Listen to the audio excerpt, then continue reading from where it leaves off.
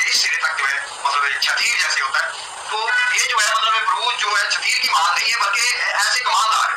یعنی یہ قطب جنوبی سے لے کے قطب شمالی جو ہے کائنات کا, تو یہ جو ہے درمیان میں برج اس طرح ہوگا اور یہ ایسے 12 حصے ہیں کائنات کے.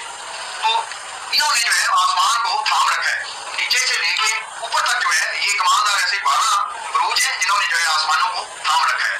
تو یہ ہے پریکٹیکل تشریح کہ آسمان کو بروج نے کیسے تھام رکھا ہے. اور اس میں جو ہے قدرت نے اثر بھی ڈالا ہوا ہے کہ کائنات میں معمولی آتش ہماری سوچ, جس کے بارے میں اللہ تعالیٰ نے قرآن میں کہا ہے کہ جو زمین سے آسمان کی طرف چڑھتا ہے یا آسمان سے زمین کی طرف آتا ہے اللہ کے سب معلومات میں ہے. تو وہ جو ریزیں ان سے خارج